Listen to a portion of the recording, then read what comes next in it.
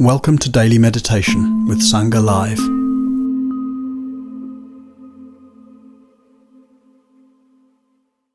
A very warm welcome to each and every one of you. Let's just have a quiet minute together to get underway the today's session.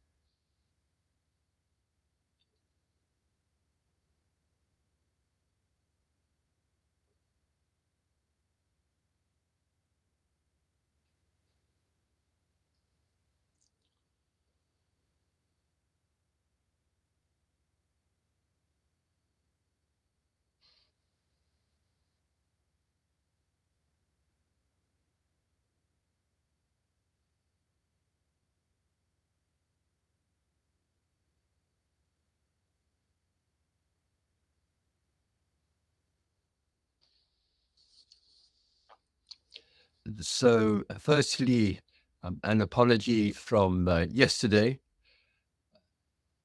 George endeavored to get hold of me, but I'm in a house where the signal for the mobile phone means that the mobile phone doesn't always ring, but he did make a noble effort.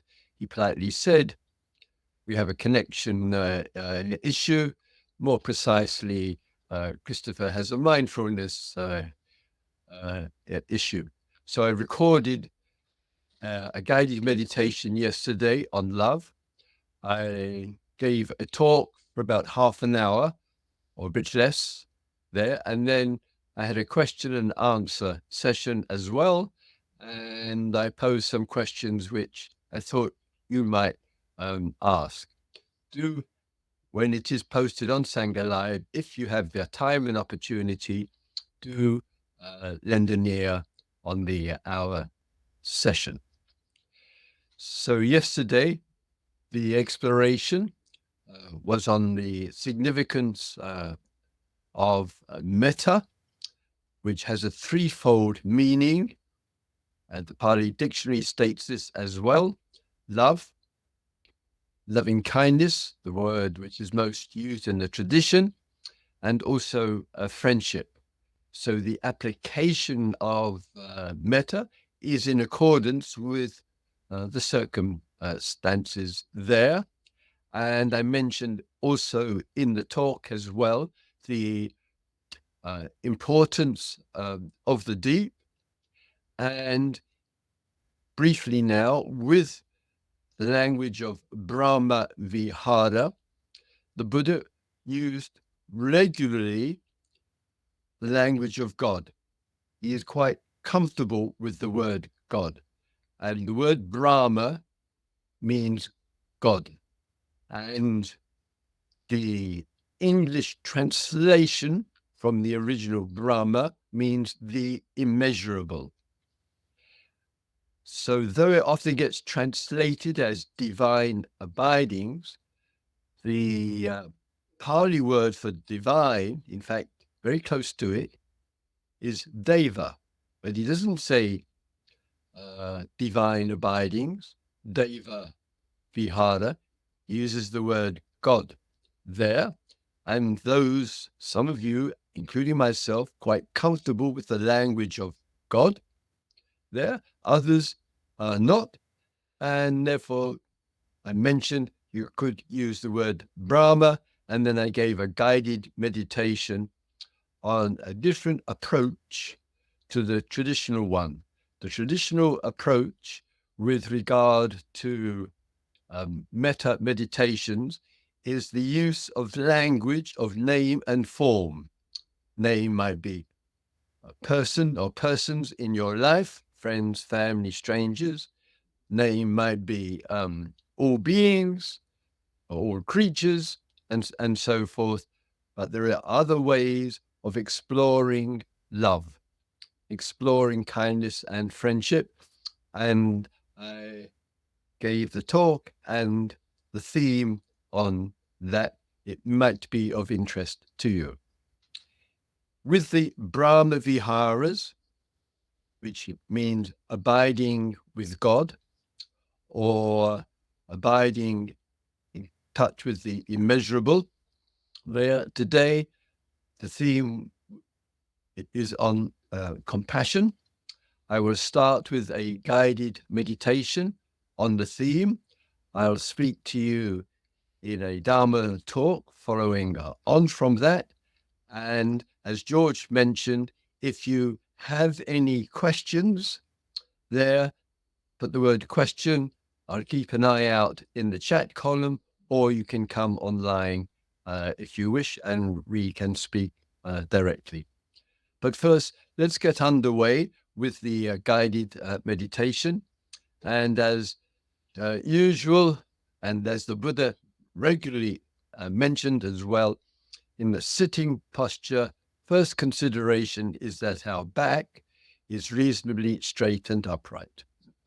I'm going to sit in this 15-minute guided meditation with my eyes closed. You may choose to sit open, half open, or closed as you wish. Where the eyelids are doesn't really matter, honestly.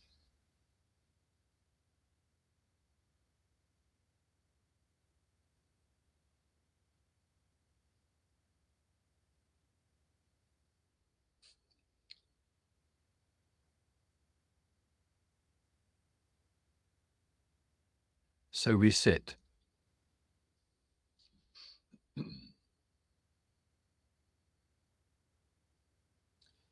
We sit. We're in a chair, our 2 feet firmly on the floor, experiencing the contact with the earth, with the floor.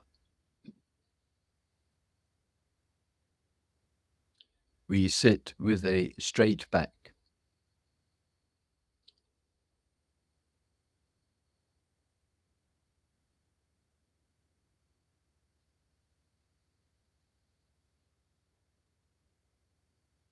We sit tall.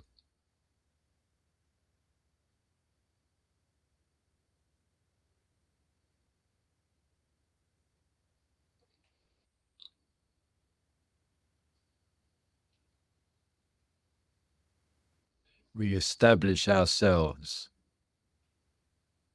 in the here and now.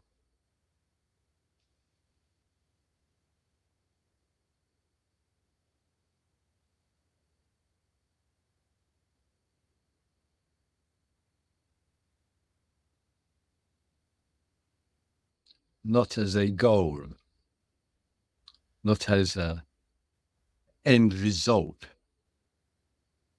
but as one of 108, we might say, doorways, open doorways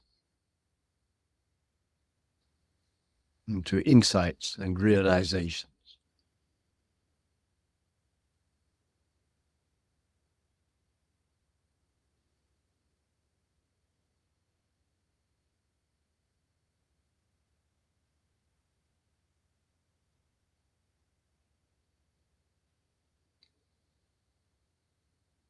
So you have a sense, maybe a whisper, of the whole being to wake up.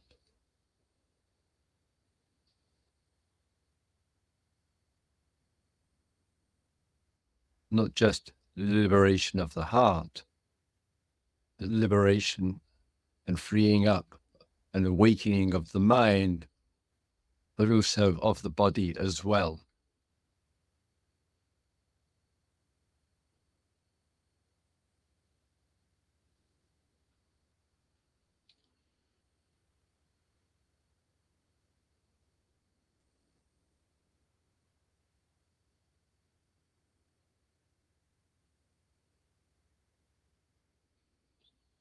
With immeasurable ways to wake up.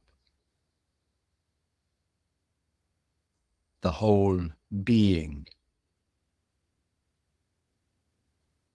undivided.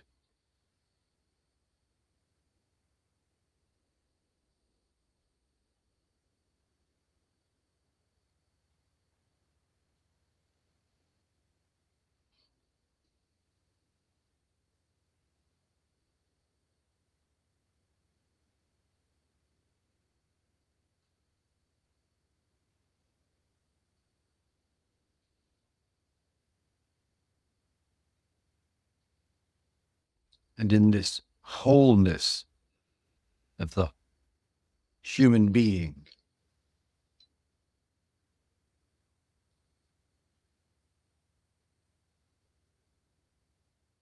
there is the potential for deep receptivity.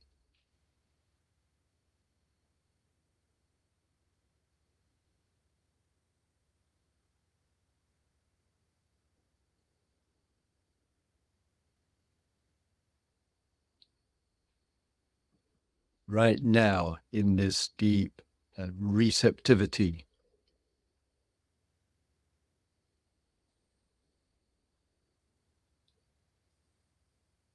there is no violence in the mind.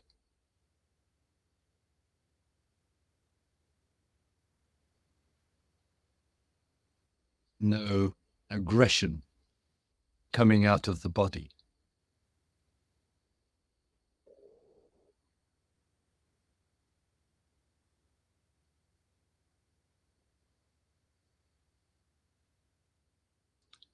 No emotions of anger.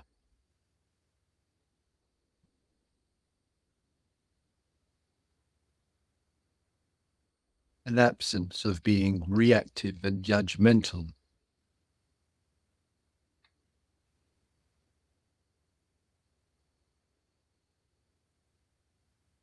So we sit. We are receptive.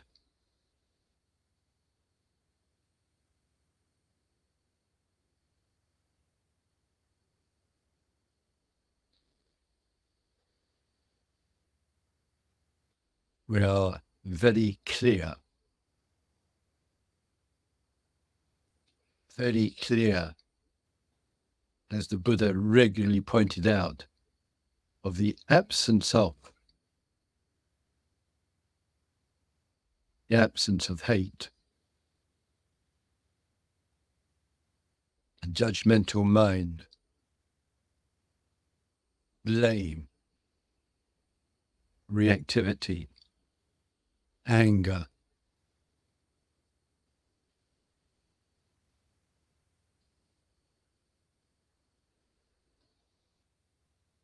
And such expressions of the unclear and the unresolved.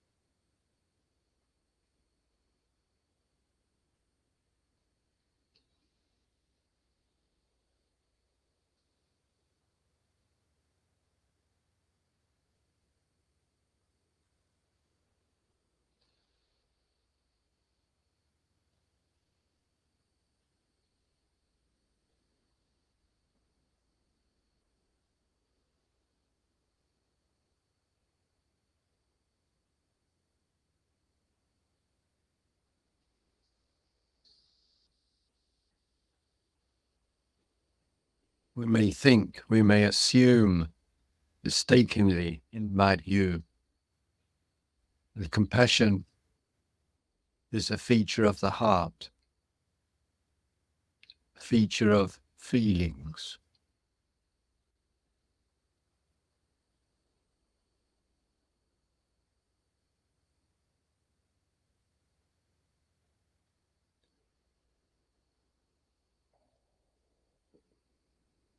It isn't. It's a narrow view.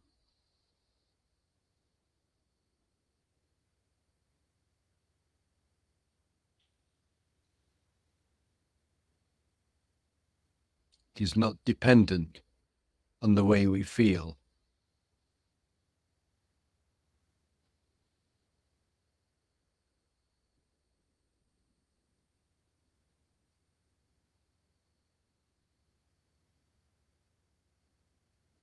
We've heard the language of self-compassion.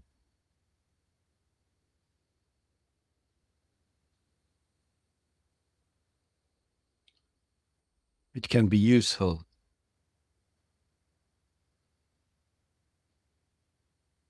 but it's another constrained, narrow, and limited view about compassion.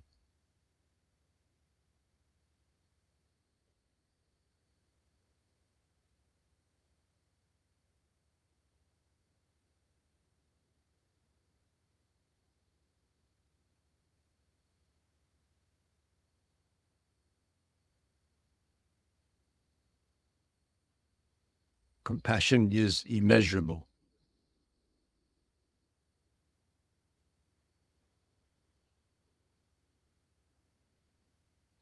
Compassion is abiding with God.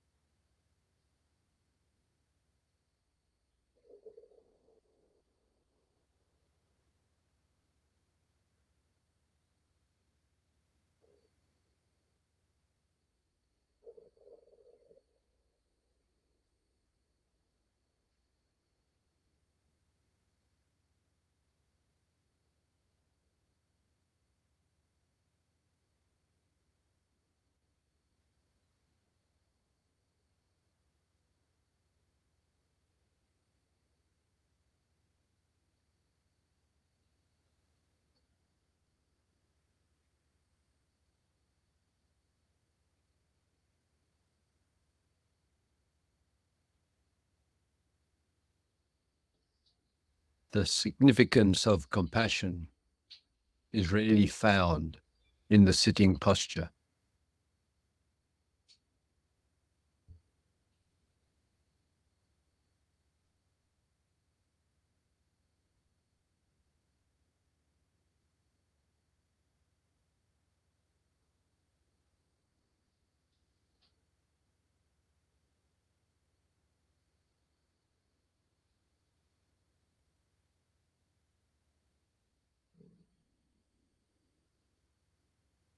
Compassion is an engagement,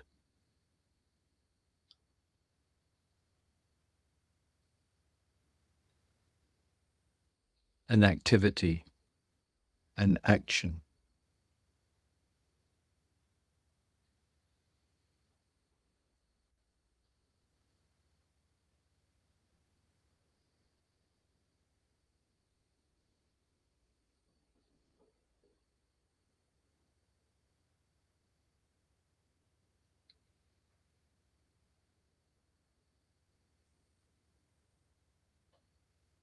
Our depth of awareness,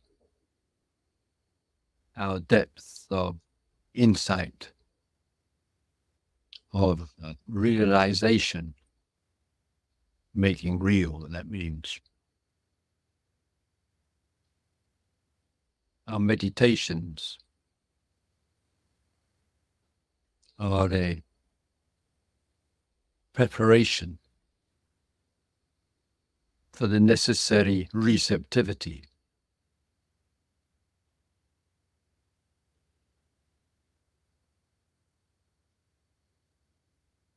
for compassion.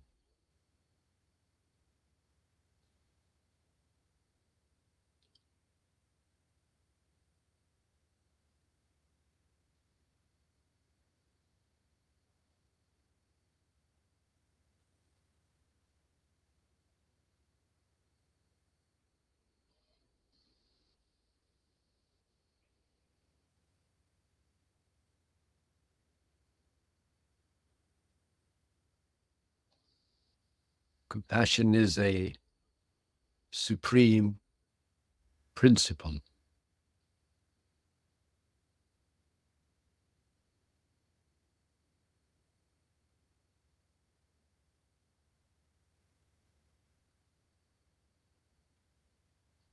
An expression and confirmation of closeness with God, with the immeasurable.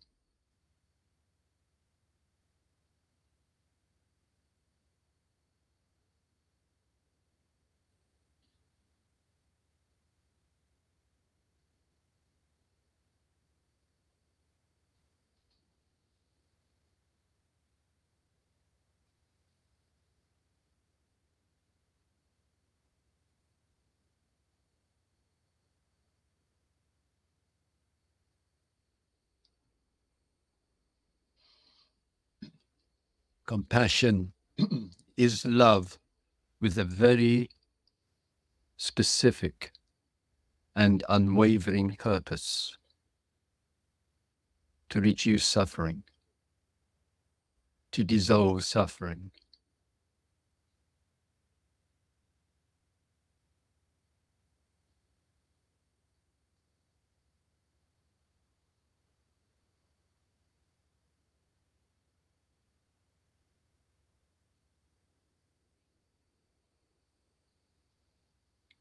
Compassion is not dependent on feelings.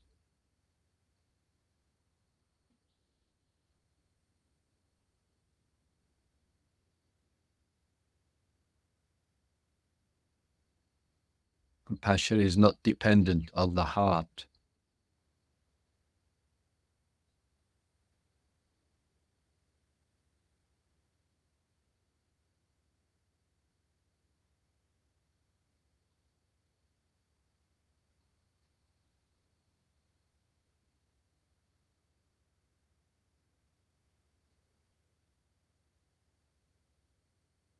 There are no limits to compassion.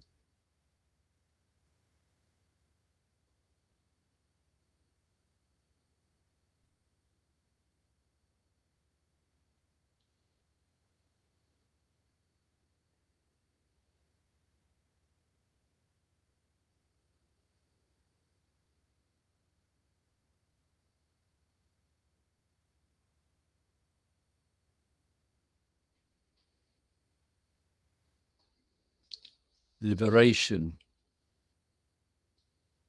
means the liberation, the freeing up of love, metta, and compassion into this world.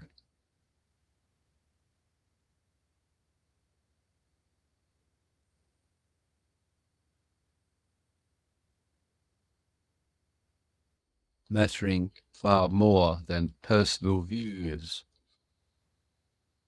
identification with any political, social ideologies.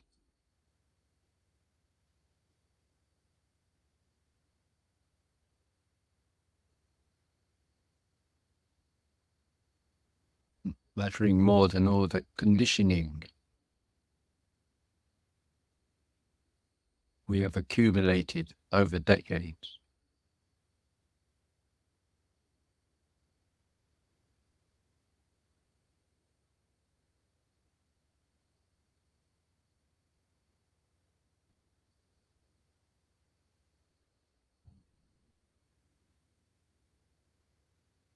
Brahma Vihara, abiding with God, abiding with the immeasurable.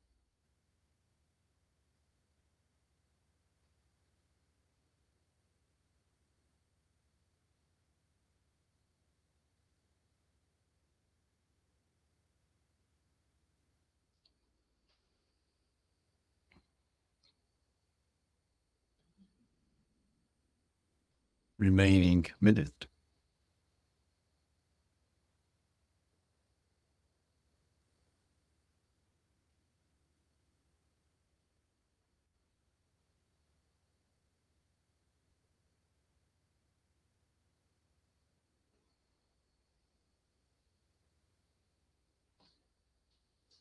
Steady. Thank you. Just have a sip of the morning chai here.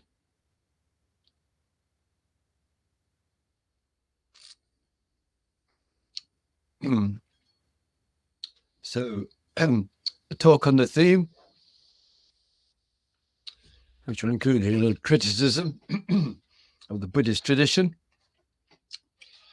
So, as mentioned to you, the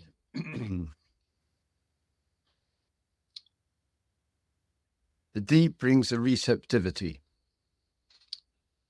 In making a reference to the deep, to some degree, it is confirmed, as mentioned with the guided meditation, with the absence of. So, to quote the Buddha, But at the time we are mindful of what is present, what is going on. But also, and equally valuable, is to be mindful, to be aware, to be conscious of the absence of. So in the absence of the excessive thinking, the absence of indulgence in a story, the absence of neediness, craving, wanting, must have, blame, negativity, hostility, as mentioned in the guided meditation, fears and worry and stress. So at times there is the experience of the absence of, not through control, not through willpower, but rather there's a quietude of the being. There isn't the interruption of all that stuff. And that receptivity means that consciousness, which plays a huge function in the field of existence, not a marginal extra in some material world, but a huge significance. And that when consciousness is not caught up in the superficialities, in the conditioning, where can it go? The only place that it can go, that is left, which is precious, which is deeper. We are interested in the deep. In the interest in the deep, in such experiences, there's a lot of what is left behind is a lot of conditioning. This is important in the freeing up process. So in the clarity, in the calmness, and in going deeper, itself, the very process itself is freeing up the being. In this freeing up the being, as mentioned, a lot of self gets left behind. Let's find some time for that kind of receptivity. And naturally, I say, not through meditation methods and techniques with the Brahma Viharas, though they are useful. Love, and love with its purpose, called compassion, begins to come quite naturally, organically out of the being in that clarity of seeing. When looking at this in the specifics, come now to the some criticism of the tradition. It is all too easy, if I may say, to forget the radical means getting to the root of, the significance of what the teaching is about. And when it gets forgotten, the conditioning comes back in, and with its coming back in, it starts to form the view. This is what I have in mind. I hear voices, not just from practitioners, not just from trustees or in Buddhist centers, not just managers, but also from teachers as well, in which the voices can be twofold. One is some justification for war, whether that war directly involves the country, whether the country is giving support to war by armaments and funding, in this case, of course, Middle East, Ukraine, and so forth. And the view which quite regularly arises is we have no choice. We have to stop them. They are out to destroy us and our way of life. And I hear this, people report this to me. It ought to be, for those of us who love the deep and wish to be free from identification with such views, of real concern. The second voice is a voice of indecision. Sometimes that voice, which is predominant in the Buddhist world, East and West, is, well, what can we do? We shouldn't be involved in anything political. Everybody has a view. And some are pro-war, some are not sure, some are against war. Everybody has a view. All of this gets expressed pretty regularly, I have to say, in the Buddhist tradition. Shame on the tradition for these kind of viewpoints. It's a tragedy. And those kind of viewpoints then easily, by the seniors in the Buddhist tradition, very easily and all too quickly then get passed on through. Please, for those of you who are committed to compassion, do not buy those kind of voices in the Buddhist tradition. And the outcome of this is that very easily nothing is said about the horrendous suffering in which some of those who are supporting it very actively, I'm talking about presidents and prime ministers and so forth, are engaged in the support of war crimes, engaged in the support of inflicting terrible suffering on people, on creatures, on children, on the habitats of people. And the Buddhist tradition tends to go quiet. Tradition which speaks so much of compassion goes quiet, says little. And what's the outcome of that? The ethics of non-killing get confined to the retreat. How distant, how cut off, how detached one is from the deep, from compassion, from our voice. And hear those voices in different areas, in different ways.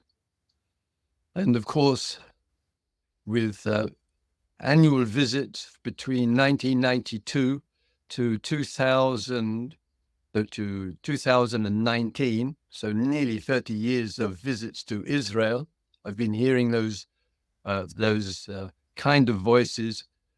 Either we have to defend ourselves, therefore the justification on what is taking place in Gaza, in Lebanon, and so forth. And those voices, well, we shouldn't be involved. It's all political. So, and in communication with the Palestinian Sangha, and in just in the last week or two, like I think maybe about 4 hours of Zoom there, whatever you have heard about the horror that is taking place in the Gaza and the frequency of killings and violence upon the Palestinians in the West Bank, whatever you have heard, let me say this to you, it's worse than that. And we use it as a expression, then we have to dig deep so that we've freed up the being for love and compassion. And I do encourage you that some real change needs to be made in the Buddhist tradition, West and East. And that change, in my view, is to find ways to release compassion as an ethic, as a deep concern, and in other ways as well in our daily life. Many centers have not issued even a statement, and some of the centers have issued a statement. But a statement comes and goes. There are a zillion statements around. It needs some collective so that we have a voice, we have the practices, we have the love, we have the concern, and we need to find ways collectively to make change and let this voice of the Dharma really be heard without even using the word Buddha, Dharma, Sangha, or whatever. People ask me, well, what's going on in Israel from the Sangha in Israel? Frankly, very little. There's some wonderful people, individuals, who are doing wonderful action, including going into the West Bank, including finding ways to express their concern, etc. But the networks, the organizations, and the centers are just not engaged. I think it's really unfortunate. Having said that, let's come to our daily life as well. And many of you are engaged in forms of service. Very easily, those forms of service, and that can be to loved ones, friends and family and neighbors. It can be through your work, through charitable offerings, and much, much more. Do, in that engagement, be extremely mindful of the vulnerability to stress. It's not about just reducing stress. It's a stress absorbs the energy. It is tiring. It inhibits sleep. It affects your diet. It affects your sense of well-being. And therefore, all of that inhibits the compassion. So it takes quite some vigilance in the expressions of compassion to engage in it, even when you don't feel like it, even when the heart doesn't feel particularly warm and open there. Nevertheless, in the deep, it's a service. In the deep, sometimes we engage in acts of compassion. The feeling life doesn't really want to do it. For some, there's genuine personal risk involved. For some, one has no idea if there's going to be any worthwhile outcome. For some, a feeling of safety dominates.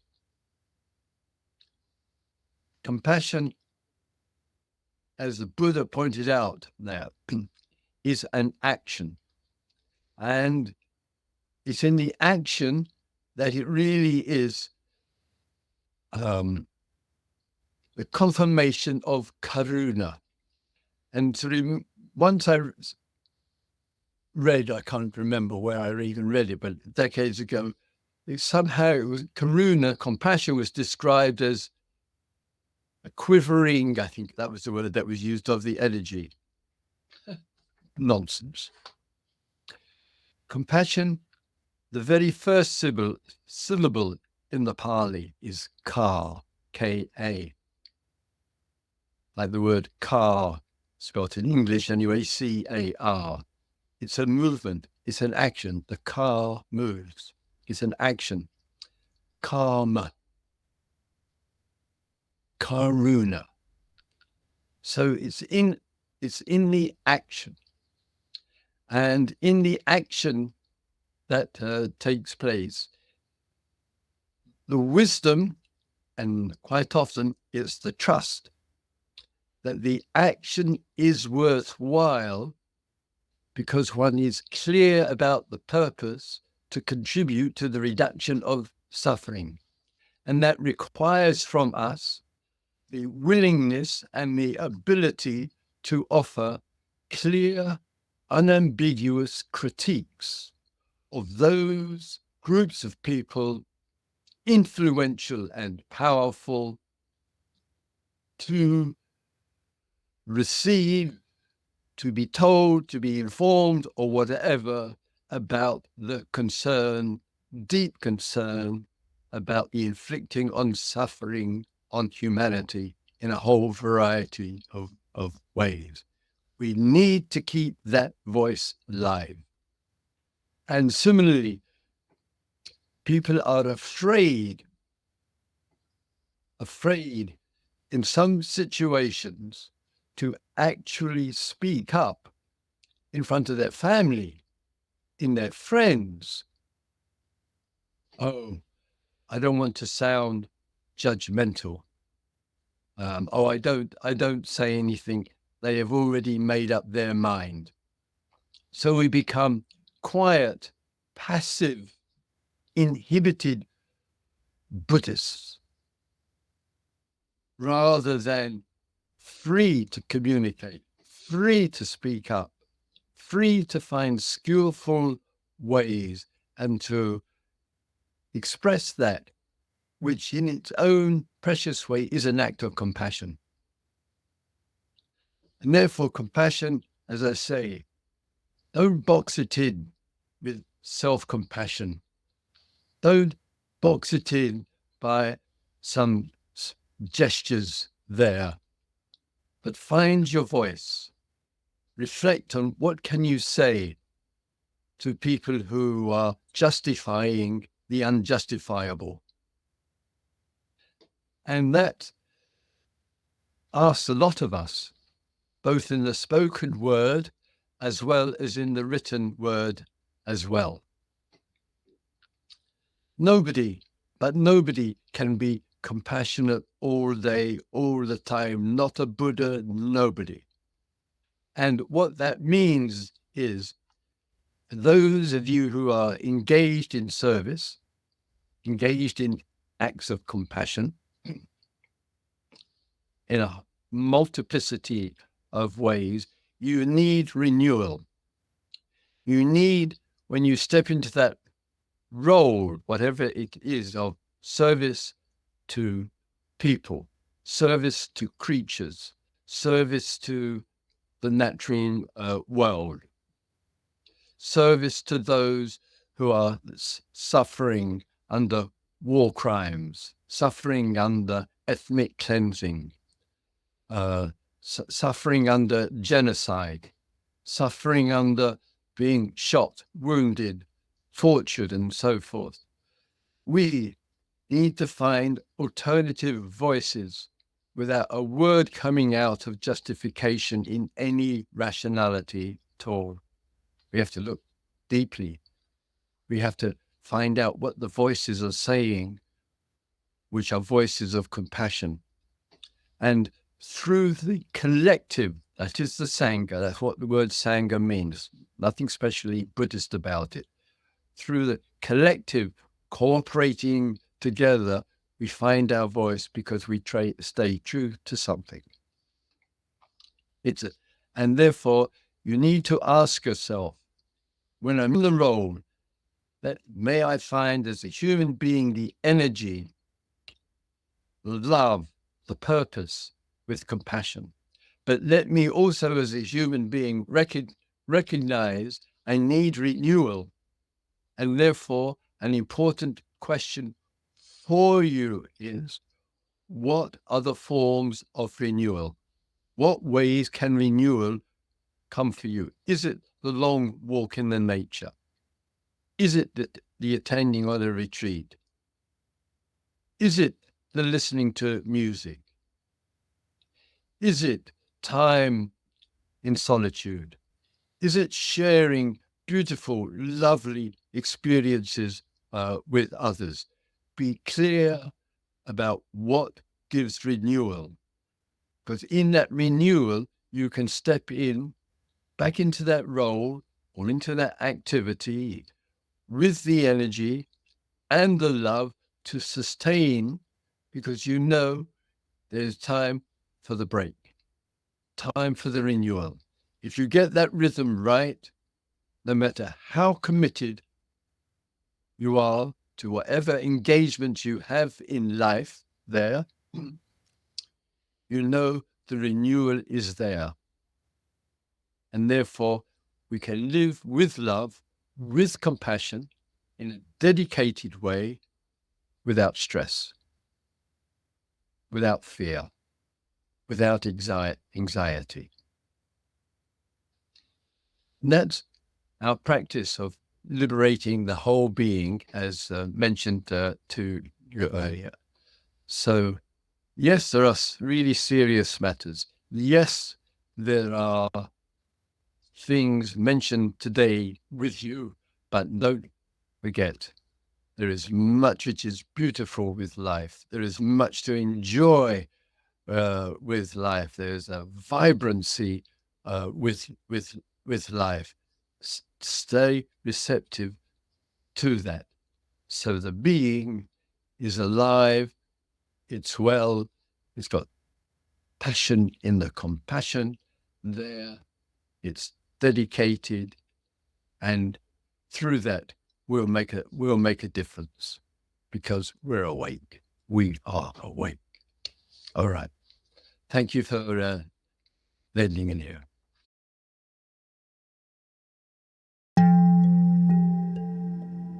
Today's podcast is an offering to you from our archive of freely available live daily classes. We make wisdom teachings and meditations as freely available as possible to as many people as wish to practice.